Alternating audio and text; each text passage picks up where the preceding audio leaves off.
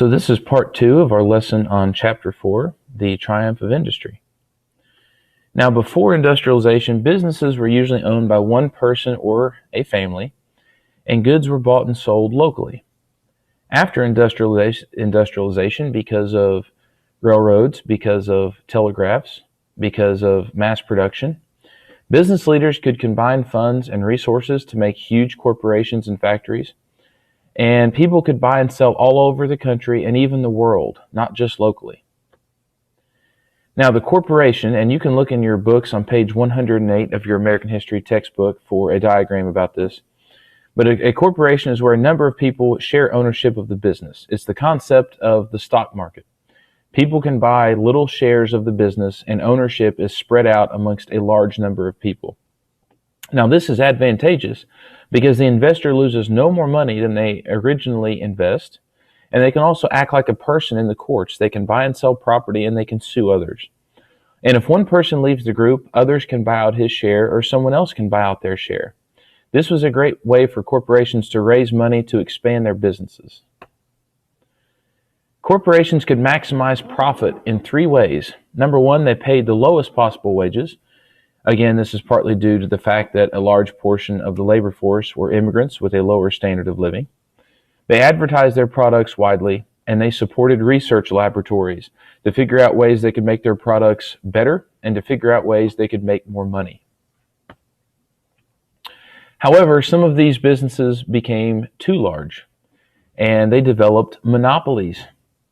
A monopoly is complete control of a product or service. In other words, there is no competition. You are the only show in town. Now, monopolies are negative because monopolies cause the situation where the corporation can charge as much as they want for the product because there's no competition, and they can make the product at less of a quality, again, because there's no competition. A cartel is the same concept of a business, only instead of one company, it's a collection of just a handful of companies that agree to divide up the market share amongst themselves. It's kind of the concept, you can kind of, a good analogy would be an oligarchy. That brings us to John D. Rockefeller. John D. Rockefeller was an oil tycoon and the founder of the Standard Oil Corporation. John D. Rockefeller employed horizontal integration. Horizontal integration is where you buy many of the same firm and you put them under one roof, all of the same business. Rockefeller did this with oil refineries. He bought up a large share of the oil refineries, not just in Ohio and Pennsylvania, but throughout the United States. He also formed trusts, which is where companies assign their stock to a board of trustees, and they then combine them into a new organization. This was invented by Rockefeller's lawyers as a loophole around establishing a monopoly, because at this time trusts were legal. Vertical integration is likened unto horizontal integration. However, in vertical integration, you buy different types of companies, all leading to the same product. In our example with Rockefeller, Rockefeller owned the oil wells, which drilled the oil out of the ground, the railroad companies, which shipped the oil to the refineries, which turned the oil into usable products, and the retail stores that sold the usable products. So you can look at it as steps up on a ladder, starting at the bottom with the oil wells and ending with the retail stores. Rockefeller owned every business along this path, maximizing profits. Now, some people looked at monopolists such as Andrew Carnegie and John D. Rockefeller as robber barons, and some as captains of industry. Those that looked on them negatively called them robber barons, and you can read about that here. They basically said that their monopolistic policies hurt the consumer. Those that called them captains of industry said, hey, they're providing factories and mills that give us a job, and these jobs that they're creating make us a force to be reckoned with economically throughout the world. And also, men like Carnegie and Rockefeller give millions of dollars to charities and to institutions that help the working class. The fact that these men made money, and large amounts of money, was justified by a concept called social Darwinism. And this says that those that make the most money do so because they're the most quote unquote fit, and they naturally rise to the top of society. Now, the government began to become involved because of the monopolies that were being formed during this time. A couple of things that they did was, one thing was to create the Interstate Commerce Commission, or ICC, and this oversaw railroad operations so that railroads did not abuse their power and wealth. And also the Sherman Antitrust Act, which outlawed any trust that acted as a monopoly.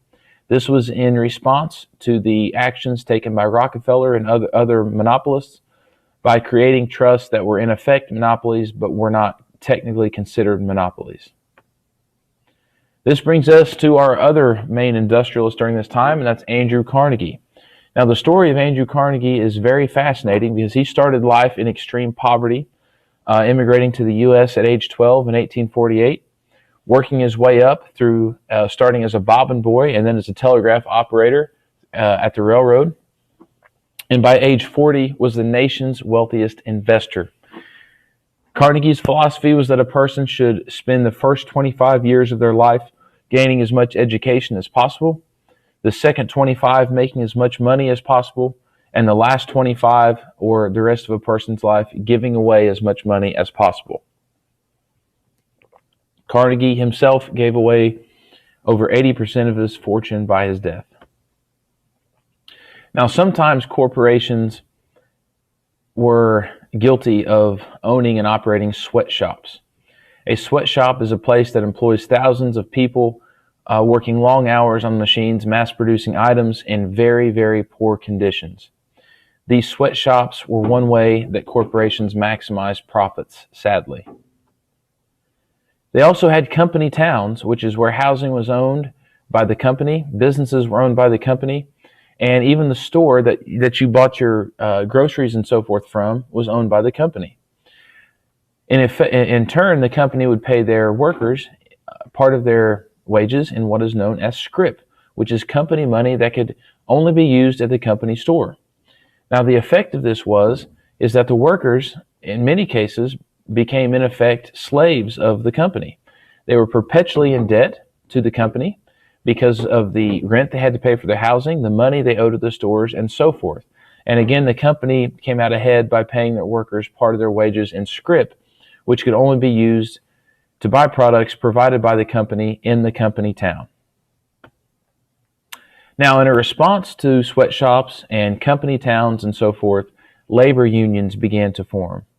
Now, labor unions are based on the concept of collective bargaining, which says that negotiating as a group is much more effective than negotiating as an individual, because a company is more apt to listen to a large number of people than just one person. One of the first national labor union started in 1834, and it was known as the National Trades Union.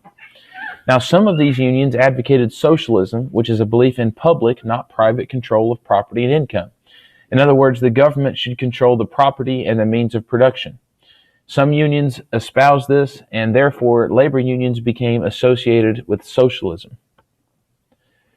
Along with socialism, we have communism. In 1848, a book called The Communist Manifesto was written by a man named Karl Marx and a man named Friedrich Engels. They were extreme socialists. They said that capitalism should be denounced and workers would eventually revolt, and there would be a worldwide revolution between workers and capitalists. The workers would win and establish a new world order. This is the basis of communism. We have communist countries in the world today, two examples being China and North Korea. The Knights of Labor was another famous union founded in 1869. They took in skilled and unskilled workers.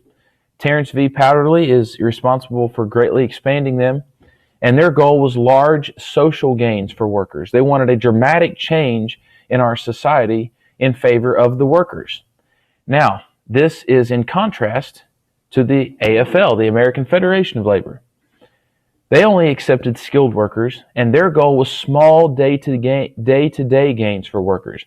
A raise here, shorter working hours here, better working conditions there. They were not wanting large social gains, but small day-to-day gains for the skilled worker. Now, these unions employed